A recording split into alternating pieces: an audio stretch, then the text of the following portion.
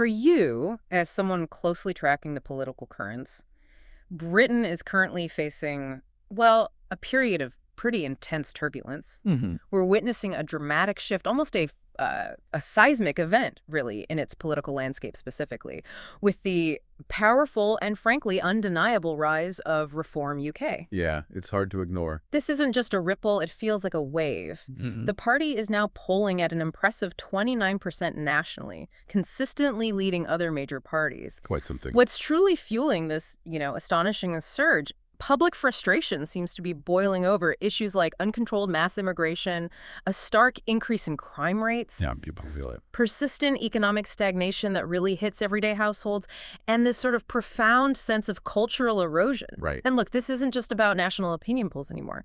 Nigel Farage's Reform UK has already secured outright majorities in 10 local authorities, 10? Yeah, that's significant. showing their influence is spreading from places like Kent right up to Lincolnshire. They've also triumphed in 2 key regional mayoral contests, Hull and East Yorkshire, and Lincolnshire, too. So those mayoral wins are big signals. These local wins demonstrate that their message is translating into tangible political power. They're gaining significant ground by, well, directly addressing issues many people feel have been ignored or, frankly, mishandled for far too long by the established political class. It's the core of it, isn't it? The feeling of being ignored. So, the burning question for us today is Britain truly at a breaking point? And is this kind of radical new political movement offering the common sense solutions the nation craves? A big question. In this deep dive, we're going to dissect the powerful surge of Reform UK. We'll explore the specific anxieties that fuel its support and the bold, often provocative proposals it champions. That's right. And hopefully you'll gain a crystal clear understanding of the forces reshaping British politics right now. We'll unpack how Farage's rhetorical strategies, which, look, some are explicitly likening to a Trump playbook in the UK. That comparison keeps coming up. It does. How these strategies are specifically designed to tap into that public frustration. The whole approach aims to create a clear binary choice, simplifying complex problems into urgent existential threats. Right. Cutting through the noise. Exactly. And thereby cutting through the more nuanced, often conscious language of traditional politics. We'll be drawing on recent polling data and Reform UK's own detailed policy blueprint to show you exactly how this is playing out. Okay, let's start right there then. The framing. How does Reform UK under Nigel Farage consistently articulate the challenges facing Britain? And I suppose what makes that message resonate so strongly with so many people right now? Well, a striking element here is the powerful, almost apocalyptic narrative that Reform UK has cultivated. It really paints Britain as a nation on the brink. Strong words. Very strong. Experiencing societal collapse, a culture under siege. This isn't just, political rhetoric. It's language explicitly designed to evoke an urgent, visceral sense of threat. Makes people feel they have to react. Precisely. Pushing people to feel a need to fight back or die. It effectively creates a state of alarm that demands an immediate decisive response. Okay, so what are the specifics that hammer home? Let's get specific about their key points. On immigration, Reform UK highlights numbers that they frame as, frankly, overwhelming. Like what? They state that 1,250,000 immigrants entered the UK in 2022. Similar figures projected for 2023 and 2024. Wow. And government projections, they point out, suggest nearly 14 million people could arrive between 2021 and 2036. 14 million. This population explosion, as they label it, is directly linked in their narrative to problems like, depressed wages, a severe housing crisis, overwhelming NHS waiting lists. You hear this again and again. Connects to daily life concerns. Exactly. And the small boats crisis is presented as a prime, undeniable example. Over 45,000 illegal immigrants crossed the channel in 2022, 30,000 in 2023. Still huge numbers. Huge. Many, they claim, entered without criminal checks, and over 17,000 are now missing. This, they argue, directly impacts national security. It's said to bring foreign criminals, even terrorists, onto British streets. So it's framed as a security issue, too. Absolutely. It's framed not as a complex, multifaceted issue, but as an existential threat causing the erosion of our laws, culture, and civility. That's a staggering set of figures and, very stark framing. It's clear they're not shying away from strong language at all. Not at all. Yeah. And it extends beyond just immigration.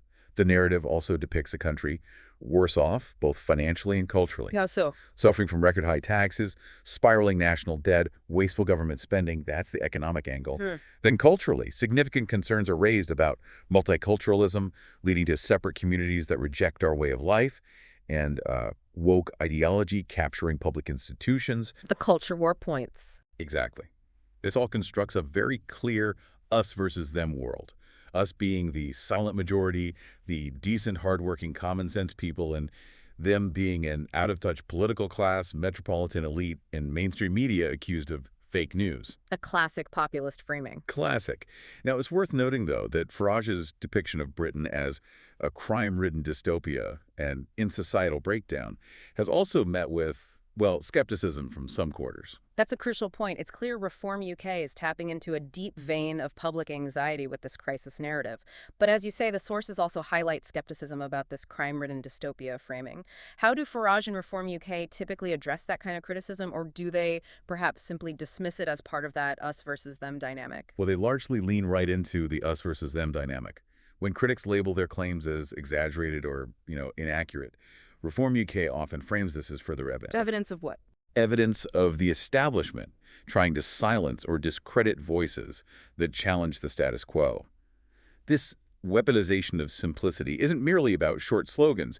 It's a strategic move. It offers cognitive clarity in a complex world. Makes things seem simple. Right. Slogans like "Stop the Boats" aren't just 3 words. They are shorthand for the entire crisis narrative. They create an immediate sense of competence, of decisive action. Something traditional politics struggles with sometimes. Exactly. Traditional politics often gets bogged down in jargon and caveats, doesn't it? Reform UK struggles less with that. It effectively bypasses nuanced debate by appealing directly to emotion and to perceived common sense. Making them seem like the party that will just get it done. Precisely. Offering welcome clarity and directness, at least to their supporters. So the crisis narrative is powerfully articulated, clearly designed to alarm and galvanize. But okay, what does Reform UK propose to actually do about these perceived threats? Let's dive into the core pledges laid out in their contract with you. Okay, yeah. Reform UK's contract with you outlines truly ambitious plans.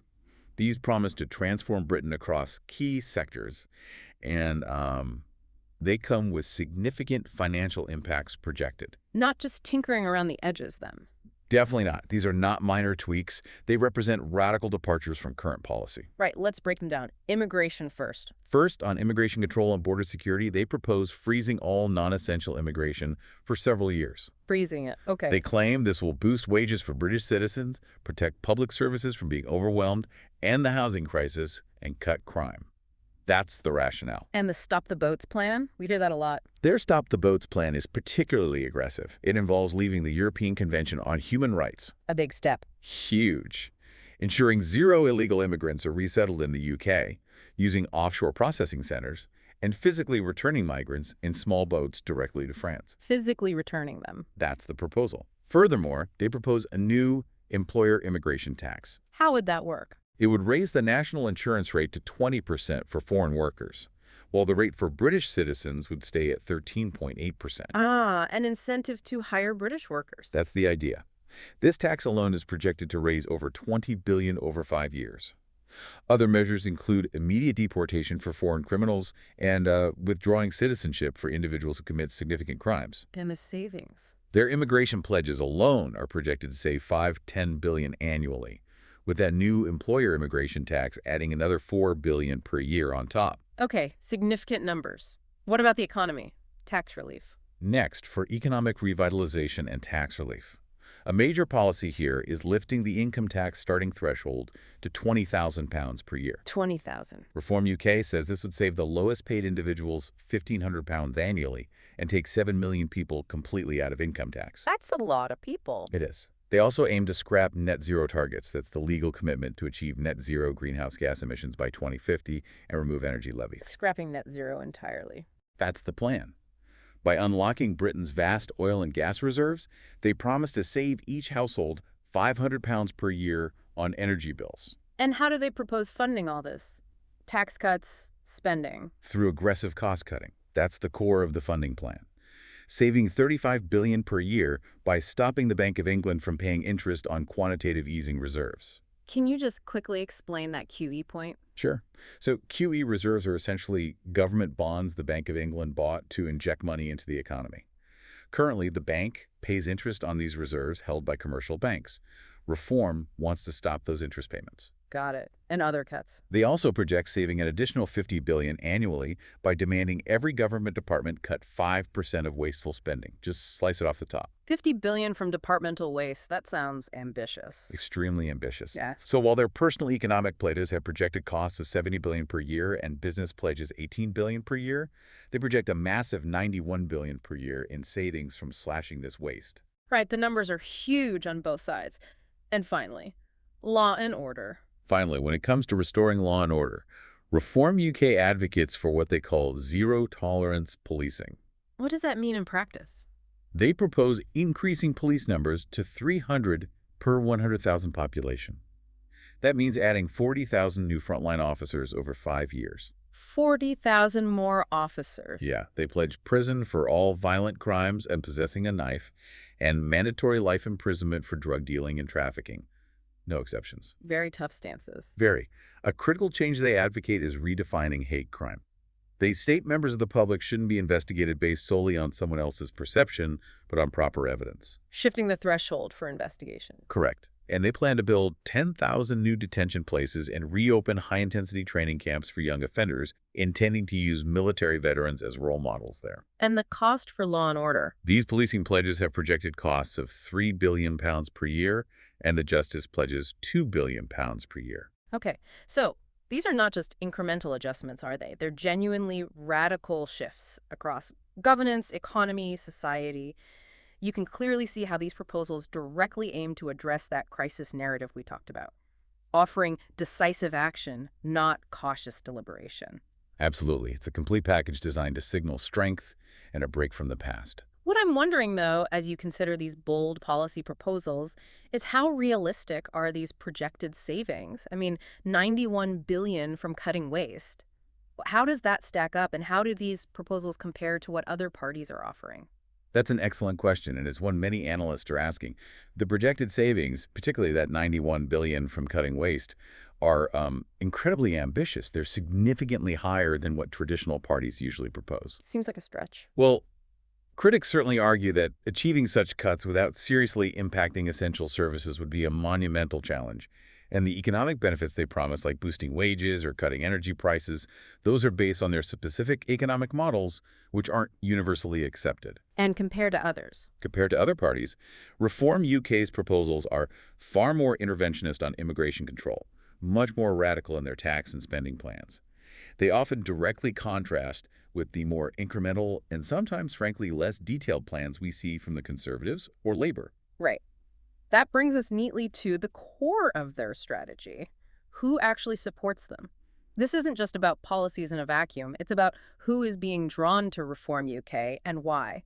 What's the data telling us about their support base? Yeah, this is fascinating. A really striking aspect here is that Reform UK's national polling strength is remarkable, obviously, but its support base shows some truly interesting trends. It signals a significant shift, potentially, in British politics. How so? Well, traditional party loyalty is definitely waning. We see that across the board. It makes the electorate far more volatile, more open to new parties. And Reform UK is jumping into that gap. Successfully capitalizing on it. They've grown strong networks since 2018, positioning themselves as the clear alternative for many. And who are these voters? Any surprises? While Reform's rise is broad, it's particularly noteworthy among younger demographics, which might surprise some people. Younger voters? Really? Yes. They poll around 17% among 18-24-year-olds. Now, that's double the highest youth support previously seen by populist parties like UKIP. Double UKIP's peak youth support. Wow. And get this. In places like London, where older voters typically lean conservative, it's actually younger Londoners, those aged 18 to 34, who are more open to considering Reform UK than their older counterparts. That is surprising. It flips the usual script. It does. And it mirrors a wider European trend where younger voters are increasingly supporting populist right parties. Look at Germany's AfD's second-largest party for those under 24, with 20% support. So it's not just an older generation phenomenon anymore. Not at all. This isn't just your grandfather's protest vote, so to speak. That's truly surprising, yeah. Breaking those traditional assumptions about where youth support typically lies. What else does the data reveal about their supporters? Is there anything else standing out? Another compelling factor is a distinct gender divide. It's quite stark. A gender gap. How does that play out? Support for Reform UK is consistently higher among men across every single age group. Across the board. Across the board, Yeah. young men aged 18–24 are, in fact, twice as likely as young women of the same age to intend to vote for reform. Twice as likely. That's a substantial gap. It is. Polling shows men shifting 6 points towards reform since the 2024 election, compared to only 3 points for women. Men are moving faster. Why? What's driving that difference between young men and young women? Well, a key driver appears to be immigration. Young men are about 10 points less likely than young women to believe that immigration undermines Britain's cultural life. However, they are more than twice as likely, 13% versus 6%, to list immigration as a top issue for them. Interesting nuance there. Less likely to see it as a cultural threat, but more likely to see it as a key problem needing solving. Potentially. The trend overall is attributed to many young men feeling disillusioned with mainstream parties on these critical issues: immigration, national identity, and economic prospects. Feeling left behind, perhaps? Possibly. It might also reflect a kind of zero-sum mindset among young people who've grown up amidst successive financial crises, where one group's gain is perhaps perceived as another's loss. Right. Now, as Reform UK gains local power and more national attention, they inevitably face more scrutiny, don't they? Testing their competence. Absolutely. For example, Farage's stance against net zero climate goals is sometimes seen as unpopular by critics, potentially a vulnerability. But how do they handle that criticism? Well, the party often cleverly frames criticism not as legitimate critique, but as attacks from the establishment. Back to that us versus them. Exactly. For instance, when Farage's claims about a stabbing incident were called inaccurate by opponents, this was perceived by some supporters as attempts to demonize migrants and fuel misinformation by the mainstream. So criticism can actually reinforce their narrative for supporters. It can. We also saw the jailing of Lucy Connolly for inciting racial hatred, who then became a featured speaker at Reform's conference, and Farage's testimony in Washington, D.C. about a supposed lack of free speech in the UK. Right. These events highlight a perception among supporters that common-sense views, as they see them, are being actively suppressed.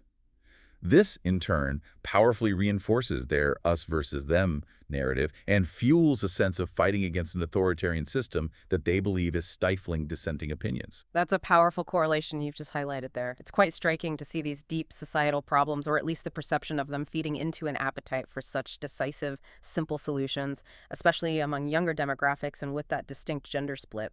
What does this tell us about the future, maybe, of traditional political parties in the UK? Are they in trouble?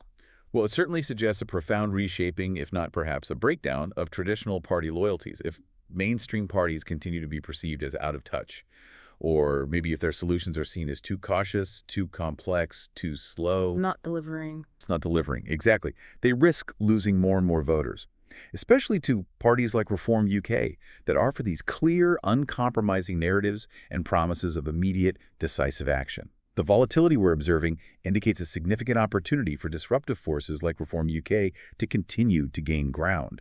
It's challenging the very foundations of the existing political order. Okay, so this deep dive really reveals that Reform UK isn't just some fringe movement anymore, is it? It's a significant and clearly rapidly growing force in British politics, articulating a message that resonates deeply with a substantial and, it seems, expanding part of the electorate. Absolutely. We've explored how their powerful framing of a nation in crisis, coupled with those bold, direct policy proposals across immigration, the economy, law and order, and that very clear us versus them narrative is attracting a volatile electorate, particularly, as we discussed, among young men who feel disillusioned. And the local wins show it's not just talk. Exactly. Their local electoral successes demonstrate this isn't just talk or opinion polling. It's translating into real political power and a profound reshaping of the political landscape right now. So let's leave you with this thought. With Reform UK now leading national polls and growing its base among these disaffected voters, consider this. In a rapidly changing political landscape, does the most direct and unwavering voice, regardless of its critics, inevitably become the most powerful? It's a question that could well define Britain's political future.